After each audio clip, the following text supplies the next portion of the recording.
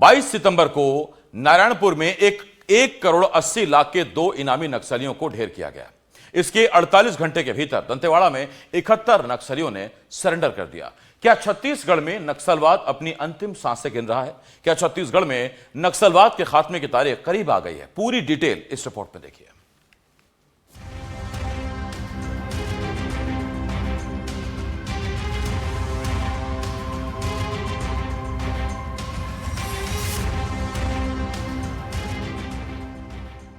एक, दो, तीन, चार, गिनते जाइए, गिनती जल्दी खत्म नहीं होगी। कतार में खड़े ये सभी नक्सली हैं जिन्होंने अब सरेंडर कर दिया है।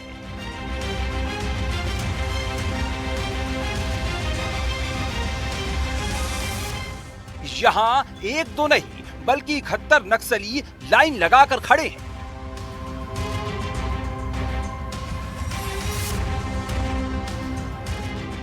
सरेंडर करने वालों में 64 लाख के कुल 30 इनामी नक्सली भी शामिल हैं। नक्सल प्रभावित दंतेवाड़ा में बड़ी संख्या में नक्सलियों ने एसपी के सामने सरेंडर किया है।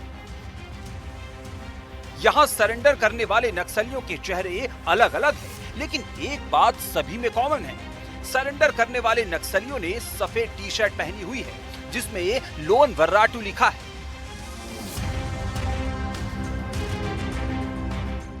अब ये लोन वर्राटू क्या है? सरेंडर करने वाले नक्सलियों के टी शर्ट पर लिखे इस शब्द का मतलब क्या है, ये भी समझ लीजिए।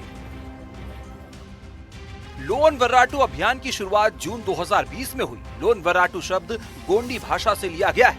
लोन वर्राटू का अर्थ है अपने घर या अपने गांव लौटाओ। इस अभियान के तहत अब तक 1000 से ज्यादा नक्सली सरेंडर कर चुके हैं। इसमें 250 से ज्यादा इनामी नक्सली भी शामिल हैं। हथियार छोड़ने वाले नक्सली कैसे मुख्यधारा में जुड़ रहे हैं, दंतेवाड़ा से आई ये उसकी सबसे लेटेस्ट तस्वीर है। अब आपको दिखाते हैं कि छत्तीसगढ़ में नक्सलवाद कैसे दम तोड़ रहा है। कफन में लिपटे ये दो शव मोस्ट वांटेड नक्सल लीडर कोसा दादा उर्फ नारायण रेड्डी और राजू दादा उर्फ गुटसा उसेंडी की है। ये दोनों 22 तारीख को नारायणपुर में हुए मुठभेड़ में मार गिराए गए थे। छत्तीसगढ़ में रोज नक्सली मारे जा रहे हैं, लेकिन ये दो डेड बॉडी के लिए क्यों कहा जा रहा है कि अब नक्सलवाद अपनी अंतिम सांसें गिन रहा है? इसे समझने के लिए इन दोनों नक्सलियों की प्रोफाइल को समझना जरूरी है। ये दोनों नक्सली एक एसपी और 123 जवानों की हत्या की साजिश करता रहे हैं। अब आपको बताते हैं कि किस किस हमले में गुटसा और कोसा शामिल रहे हैं। 2009 नारायणपुर में हमला, 27 जवान शहीद हुए। इसमें गुटसा साजिश करता रहा। 2006-7 कच्चापाल में जन अदालत लगाकर 6 ग्रामीणों की हत्या हुई। इसमें कोसा का नाम सामने आया। इसी तरह 2011 में कन्हार गांव बुकिनतोर ब्लास्ट में 4 जवान शहीद हुए। इसमें गुटसा का नाम सामने आया। 2009 में मरकाटोला में एम्बुश में 17 जवान शहीद हो गए। इसमें कोसा का नाम सामने आया। इसी तरह 2020 में सुकमा जोनागुडेम हमले में 22 जवान शहीद हो गए। इसका भी साजिशकर्ता गुटसा को माना गया। 2009 मदनवाड़ा हमले में 27 जवान शहीद हुए। इसमें मुख्य आरोपी कोसा को बताया गया। 2022 में सुकमा टेकल गुडेम हमले में 22 जवान शहीद हो गए थे। इसके पीछे भी गुटसा का हाथ बताया गया था। इसी तरह 2018 में इरपानार नारायणपुर हमले में 4 जवान शहीद हुए, 11 घायल हो गए थे। इस हमले का साजिशकर्ता भी कोसा को बताया गया था। इस तरह गुटसा कोसा एक एसपी और 123 जवानों की हत्या में शामिल रहे हैं।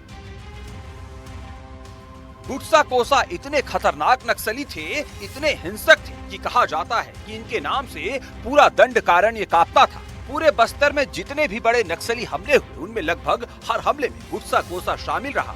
गुटसा कोसा इनामी नक्सली नेता था, लेकिन इन पर इनाम कितना था और किन किन राज्यों ने इन पर इनाम घोषित कर रखा था, ये जानेंगे तो आप भी चौंक जाएंगे। गुटसा कोसा पर छत्तीसगढ़ ने 40 लाख का इनाम घोषित कर रखा था। मध्य प्रदेश सरकार ने इन दोनों पर 15 लाख रुपए का इनाम घोषित किया था।